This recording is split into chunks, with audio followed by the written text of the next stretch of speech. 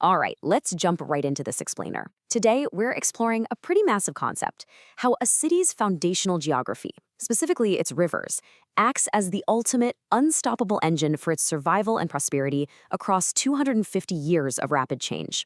We're looking at the fascinating history of La Crosse, and really the broader story of how people have interacted with land and water to build a thriving economy over centuries. It's like a giant puzzle where the water is the most important piece. Now, it's a staggering question, isn't it? How does a quiet canoe landing transform into a modern global logistics hub? I mean, no way that happens by accident, right?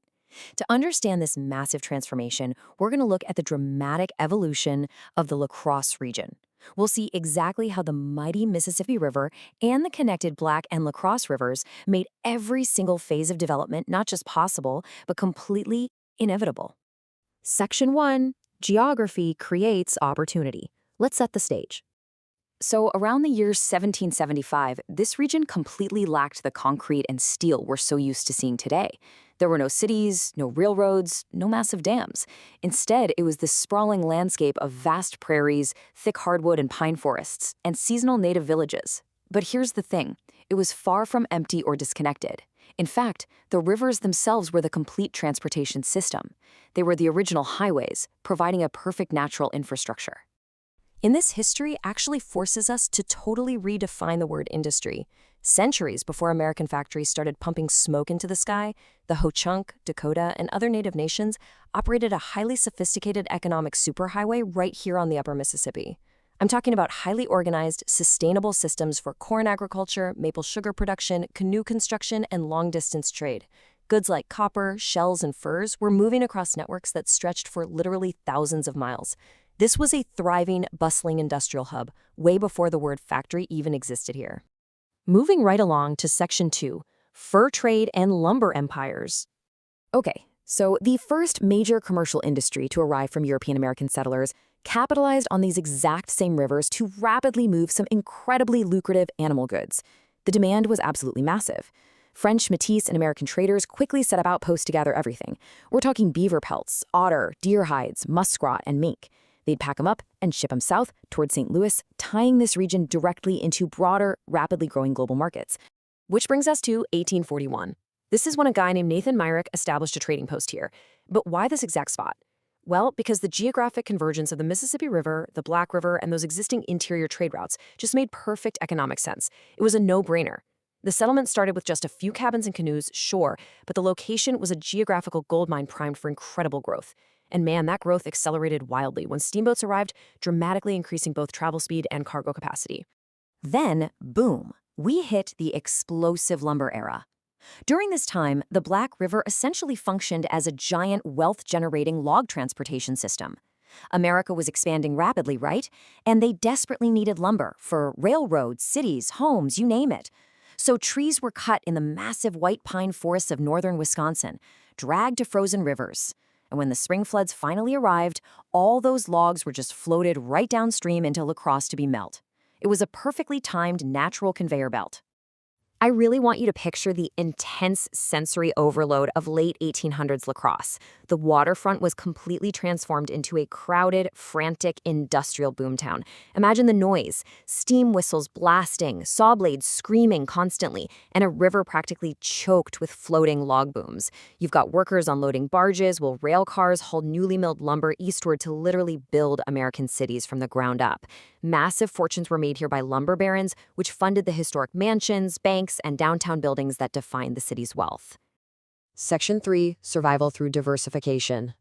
Now we horn into the classic boomtown dilemma. What happens when the primary resource just runs out? By 1900, those massive northern Wisconsin white pines were largely gone. They had been completely clear-cut. So the logging economy declined sharply, posing a massive existential threat to the city's booming economy. Without the logs, what on earth happens to La Crosse? Well, the crucial point here is that La Crosse survived simply because it pivoted. It diversified. While other single-industry boomtowns across America completely collapsed and turned into literal ghost towns overnight, La Crosse leaned hard into its position as a transportation crossroads. They built up manufacturing plants, heavy foundries, food processing centers, booming brewing operations, and rail-related industries. Basically, the city shifted from just processing raw lumber to creating complex manufactured goods. Talk about a real game changer. And instead of just abandoning the river as railroads and regional road systems started taking over, they actually engineered it. The federal government stepped in with a massive infrastructure project, adding locks and dams. This stabilized the water levels, fundamentally transforming the wild Mississippi into a highly managed, reliable transportation corridor capable of handling much, much larger commercial barges. Section 4. The modern logistics economy. Let's bring it into the present day. Over time, the technological costumes of transportation completely transformed. We went from human-powered canoes to steamboats. Then came the massive expansion of the railroads, and finally, we move into the era of interstate highways, trucks, and intermodal freight. But here's the real takeaway. The underlying geographic crossroads, being situated perfectly between major hubs like Minneapolis and Chicago, right there on the river, never stopped mattering. The vehicles changed, but the route's importance stayed exactly the same. Now, while we can definitely marvel at all that economic growth, it's absolutely vital to note that every single economic era radically extracted from and reshaped the landscape. The fur trade led to wildlife depletion, the logging era caused massive deforestation, early industrialization brought severe pollution, and that lock and dam era permanently altered natural river ecosystems. This long history of environmental impact has led directly to the complex balancing act of flood management, conservation, and restoration that the region is heavily focused on today. Ultimately, the city's identity was constantly reinventing itself to match the era.